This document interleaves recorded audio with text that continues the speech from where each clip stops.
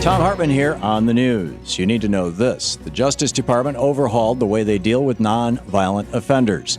Today, Attorney General Eric Holder unveiled a plan to change how the federal government prosecutes drug offenders. The goal of his plan is to ease prison crowding and save taxpayer money while limiting the use of unjust mandatory minimum sentences. Holder's prepared remarks say, quote, low-level nonviolent drug offenders who have no ties to large-scale organizations, gangs, or cartels will no longer be charged with offenses that impose draconian mandatory minimum sentences, end quote. Attorney General Holder wants to create local guidelines to determine which cases should be subject to federal charges, and he wants to work with Congress to give federal judges more discretion in applying harsh mandatory minimum sentences. It's unclear if these suggested changes are a direct result of several states decriminalizing marijuana, or if Eric Holder and the Justice Department are simply looking for a better way to handle drug-related crime. Our current drug policy has led to soaring prison populations, skyrocketing taxpayer costs, and huge profits for the private prison industry.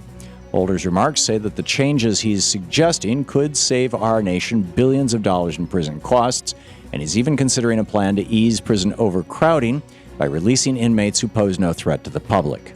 These changes could have a huge impact on how our nation deals with drugs and reduce the number of people subject to the for-profit prison industry. Many Americans have called for similar changes to our justice system for decades, and they'll be thrilled to see some common sense in our drug policy.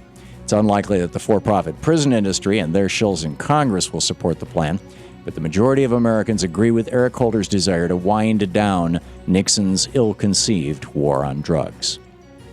In Screwed news, there's only 2 months left before insurance exchanges are open for business, but some states aren't interested in helping people get the health care they need. States like Maryland are going to great lengths to help people enroll in Obamacare, while others, like Virginia, they're not doing much at all. Health and Human Services Secretary Kathleen Sebelius explained that the gaps in assistance will make the sign-up process much more difficult for people in states that refuse to help. She said that enrolling in a health care plan may be more challenging in states where there isn't a really robust outreach effort.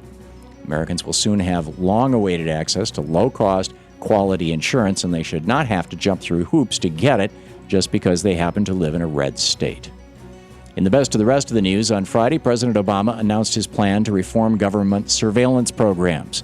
In a White House press conference, he said, it's right for Americans to ask questions about surveillance, and added, it's not enough for me to have confidence in these programs. The American people have to have confidence in them as well. He proposed 4 changes to surveillance programs, which he said will provide more oversight of government spying. President Obama said he will work with Congress to include more safeguards in the surveillance authorization process. He said he will push for more privacy protections in the FISA court, including having the government's requests challenged by an adversary. He said he wants to declassify more information about the surveillance programs and create a website where Americans can see what the NSA is up to. And President Obama said he will put together a team of outside independent experts who will review surveillance technology and issue a report with recommendations. Altogether, President Obama's proposals could provide more assurance for Americans, although many are still skeptical that their privacy rights will actually be protected. The seaside town of Highlands, New Jersey wants to give a little more meaning to its name. The working-class community wants to raise the entire downtown area by about 10 feet to escape future superstorms. Currently, most of Highlands sits at or below sea level, and the town has been devastated by previous storms like Sandy. City officials say the cost would be somewhere between $150 and $200 million, and the U.S. Army Corps of Engineers has agreed to consider it. Critics of the idea say that elevating the town wouldn't help in the long run and say it wouldn't be the best use of financial resources.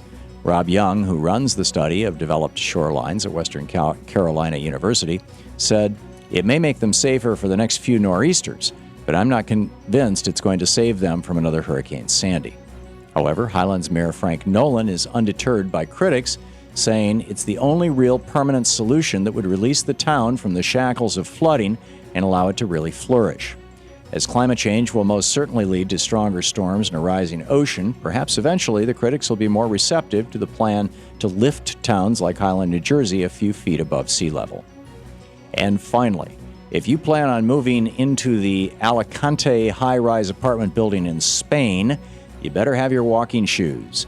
After years of financial difficulties and numerous delays, the 47-story building is finally 94% finished and expected to open in December of this year. However, workers recently realized that there is one small flaw in the building's plans: no room for an elevator. The building's architects, who have since resigned from the project, seem to have missed that crucial element in their design. The new plan calls for an external elevator to be attached to the building, which will add a significant expense to the project. The Alicante high-rise was supposed to symbolize excellence. However, that may only refer to the excellent shape you'd be in after climbing all 47 floors every day. And that's the way it is today, Monday, August 12th, 2013. I'm Thom Hartmann on the news.